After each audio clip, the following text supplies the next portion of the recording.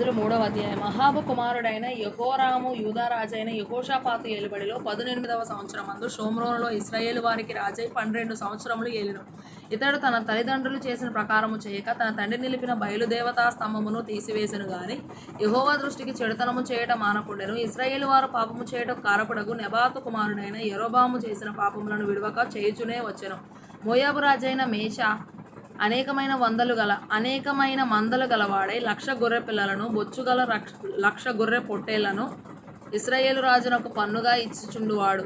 అయితే అహాబు మరణమైన తరువాత మోయాబు రాజు ఇశ్రాయేలు రాజు మీద తిరుగుబాటు చేయగా యెహోరాము షోమ్రోనులో నుండి బయలుదేరి ఇశ్రాయేలు వారిని అందరినీ సమకూర్చెను.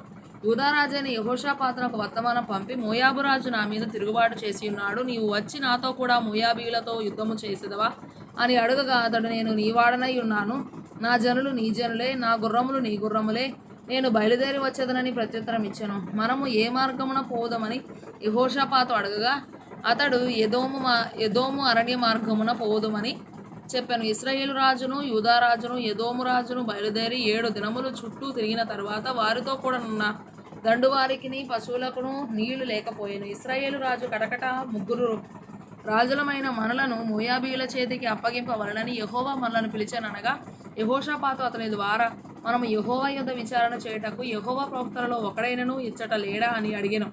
అంతటా ఇశ్రాయేలు రాజు సేవకులలో ఒకడు ఏలియా చేతుల మీద నీళ్లు పోయిచూ వచ్చిన ఏలియాకు ఉపచారము చేయించు వచ్చిన ప్రవక్తల యొద్దకు షాపాతు కుమారుడైన ఎలీషా ఇక్కడ ఉన్నాడని చెప్పగా యెహోషాపాతు, యెహోవా ఆజ్ఞ ఇతని ద్వారా మనకు దొరుకునను. ఇశ్రాయేలు రాజును యెహోషాపాతును ఎదోము రాజును అతని యొద్దకు రాగా ఎలీషా ఇశ్రాయేలు రాజును చూచి, నాతో నీకు నిమిత్తమేమి?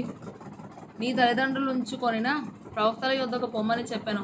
అలాగనవద్దు, మోయాబీయుల చేతికి అప్పగింపవల్లని యెహోవా రాజులమైన మా 3 పిలిచనని ఇశ్రాయేలు రాజు అతనితో అనినప్పుడు ఎలీషా ఇట్లనెను, ఎవని సన్నిధిని నేను నిలువబడి ఉన్నానో ఇశ్రాయేలు దేవుడైన ఆ యెహోవా జీవము తోడు, యూదారాజైన యెహోషాపాతును నేను గౌరవము చేయని ఎడల నిన్ను చూచుటకైనను లక్ష్యపెట్టుటకైనను ఒప్పక పోదును. నా యొద్దకు వీణ వాయించగల యొక్కనిని తీసుకొని రమ్ము. వాద్యకుడొకడు వచ్చి వాయించుచుండగా యెహోవా హస్తము బలము అతని మీదికి వచ్చెను గనుక అతడు ఈ మాట ప్రకటన చేసెను. యెహోవా సెలవిచ్చినదేమనగా, ఈ లోయలో చాలా గోతులను త్రవ్వించుడి. యెహోవా సెలవిచ్చినదేమనగా, గాలియే గాని వర్షమే గాని రాకపోయినను మీరును మీ మందలను మీ పశువులను త్రాగుటకు ఈ లోయ నీళ్లతో నిండును. ఇది యెహోవా దృష్టికి అల్పమే. ఆయన మోయాబీయులను మీ చేతికి అప్పగించును. మీరు ప్రాకారములు గల ప్రతి పట్టణమును, రమ్యమైన ప్రతి పట్టణమును కొల్లబెట్టి మంచి చెట్లనెల్లా నరికి నీళ్ల బావులన్నిటినీ పూడ్చి సమస్తమైన మంచి భూములను రాళ్లతో నెరిపివేయుదురు అనెను. ఉదయ నైవేద్యము అర్పించు సమయమందు నీళ్లు ఎదోము మార్గమున రాగా దేశము నీళ్లతో నిండెను. తమతో యుద్ధము చేయుటకు రాజులు వచ్చి ఉన్నారని మోయాబీయులు విని అల్పులనేమి గనులనేమి ఆయుధములు ధరించుకొనగల వారిని అందరినీ సమకూర్చుకొని దేశపు సరిహద్దునందు నిలిచిరి. ఉదయమందు వీరు లేచినప్పుడు సూర్యుడు నీళ్ల మీద ప్రకాశింపగా అవతలి నీళ్లు మోయాబీయులకు రక్తము వలె కనబడెను గనుక వారు, అది రక్తము సుమా, రాజులు ఒకరినొకరు హతము చేసుకొని నిజముగా హతులైరి. మోయాబీయులారా, దోపుడు సొమ్ము పట్టుకొందము రండని చెప్పుకొనిరి. వారు ఇశ్రాయేలు వారి దండు దగ్గరకు రాగా ఇశ్రాయేలీలు లేచి వారిని హతము చేయుచుండిరి గనుక మోయాబీయులు వారి ఎదుట నిలవలేక పారిపోయిరి. ఇశ్రాయేలీయులు వారి దేశంలో చొరబడి మోయాబీయులను హతము చేసిరి.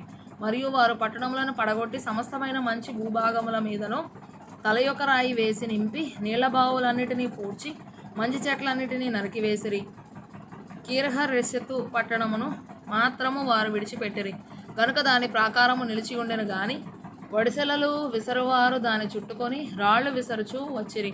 మోయాబు రాజు యుద్ధము బహుకఠినముగా జరుపుట చూచి కత్తి దూయు 700 మందిని ఏర్పరచుకొని ఎదోము రాజు వద్దకు తీసుకొని పోవుటకు యత్నించెను గాని అది వారి వలన కాకపోయెను. అప్పుడు అతడు తనకు మారుగా ఏలవలసిన తన జ్యేష్ఠ కుమారుని తీసుకొని పట్టణపు ప్రాకారం మీద దహనబలిగా అర్పింపగా ఇశ్రాయేలు వారి మీదికి కోపం బహుగా వచ్చెను గనుక వారు అతనిని విడిచి తమ దేశంలోకి మరలిపోయిరి.